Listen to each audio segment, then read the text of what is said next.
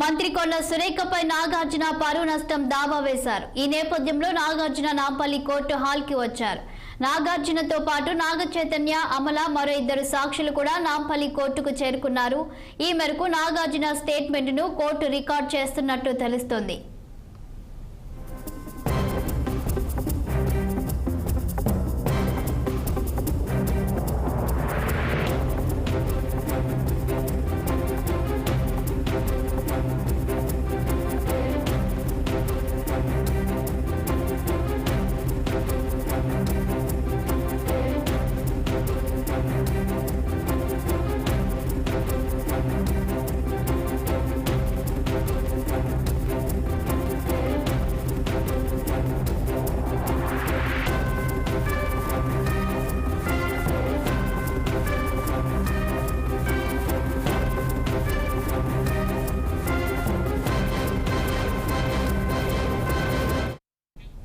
మంత్రి కొండ సురేఖపై నాగార్జున పరువు నష్టం దావా వేశారు. ఈ నేపథ్యంలో నాగార్జున నాంపల్లి కోర్టు హాల్కి వచ్చారు.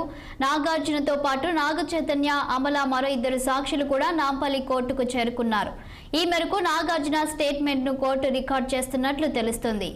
ఇక దీనిపై మరింత సమాచారం మా సీనియర్ కరెస్పాండెంట్ శ్రీనివాస్ అందిస్తారు. శ్రీనివాస్, చెప్పండి. ఇప్పటికే మంత్రి కొండ సురేఖపై నాగార్జున పరువు నష్టం దావా వేసినట్లు తెలుస్తుంది. అయితే ఇక ఈ రోజు నాంపల్లి కోర్టులో ఏం జరిగింది? ఏదైతే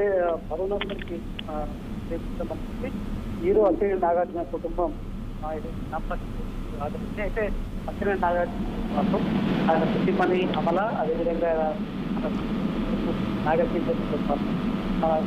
ప్రియ హాజరైంది. ప్రియ అక్కినేని నాగార్జున ఆమెతో పాటు వ్యక్తి హాజరయ్యారు. మొత్తం 5 నాంపల్లి కోర్టు హాజరయ్యారు. అయితే ఈ నేపథ్యంలో కూడా నాగార్జునకు సంబంధించిన స్టేట్మెంట్ ని అదేవిధంగా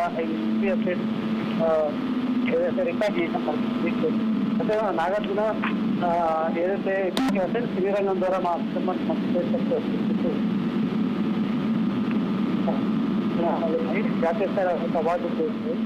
సినీ రంగంతో పాటు సామాజిక సేవా కార్యక్రమం కూడా మా కొడుకు విడాకులు మాజీ మంత్రి కేటీఆర్ వాళ్ళంటూ మంత్రి కొండ సురేఖ అసభ్యంగా మాట్లాడారు. అలా మాట్లాడడం వల్ల మా పరువు ఏదైతే ప్రతిష్టకు భంగం అవుతుంది. అయితే కొండ సురేఖపై క్రిమినల్ చర్యలు తీసుకోవాలని కూడా నాగార్జున స్టేట్మెంట్ లో పరిస్థితుంది. మరొకవైపు ఏదైతే ఆ బిఎన్ఎస్ యాక్ట్ 356 ప్రకారం మంత్రిపై క్రిమినల్ చర్యలు తీసుకోవాలి. అదేవిధంగా బాధ్యతాయుతమైన మంత్రి హోదాలో ఉండి కూడా ఇలా మాట్లాడి మా సినీ రంగం మీద రాజకీయాలు చేయడం కరెక్ట్ కాదు. అయితే మా కుటుంబం మానసిక క్షోభకు గురైందని కూడా నాగార్జున చెప్పినట్టు తెలుస్తుంది. ఈ నేపథ్యంలో కూడా నాగార్జున ఆ స్టేట్మెంట్ ని రికార్డ్ చేశారు. మరొకవైపు ఏదైతే సుప్రియ కూడా స్టేట్మెంట్ ఇస్తున్నారు. అయితే నాగార్జున సుమంత విడాకులకు సంబంధించి కేటీఆర్ వల్ల జరిగిందని మంత్రి మాట్లాడారు. ఇన్కన్వీనియన్స్ విషయంలో సుమంతను కేటీఆర్ దగ్గర పంపించామంటే సుమంత ఒప్పుకోలేదని మంత్రి అందుకే విడాకులు తీసుకున్నారని చెప్పి మంత్రి మాట్లాడారు. మా కుటుంబంపై మొత్తం షాక్ గురయ్యాము. ఇలా మంత్రి మా కుటుంబంపై ఎందుకు ఇలా మాట్లాడారో మాకు అర్థం కావట్లేదు. మా కుటుంబం తీవ్ర మనోవేదన కూడా సుప్రియ స్టేట్మెంట్ ఇచ్చింది. సో ఈ నేపథ్యంలో కూడా దీనికి సంబంధించి అంటే స్టేట్ మీడియాతో పాటు జాతీయ మీడియాలో కూడా ఈ ప్రచారం కావడంతో కూడా మా కుటుంబానికి పరువుకు భంగం వాటింది. కాబట్టి ఖచ్చితంగా కొండ సురేఖ చర్యలు తీసుకోవాల్సిందంటూ కూడా చెప్పిన పరిస్థితి. ఈ నేపథ్యంలో కూడా కోర్టు వీళ్ళకి సంబంధించిన ఏదైతే వాంగ్మూలాన్ని స్టేట్మెంట్ రికార్డ్ చేసి దీన్ని అంటే అక్టోబర్ 10వ తారీఖుకు సంబంధించి సాక్షి వెంకటేశ్వర స్టేట్మెంట్ రికార్డ్ చేస్తామని కూడా కోర్టు తెలిపిన పరిస్థితి. అయితే ఇప్పటికే సాక్షుల స్టేట్మెంట్ కూడా పూర్తవడంతో కూడా దీనికి సంబంధించి అయితే కోర్టు అయితే వాయిదా ప్రస్తుతానికి అయితే దీనికి సంబంధించి కోర్టు వాయిదా వేసింది చెప్పచ్చు.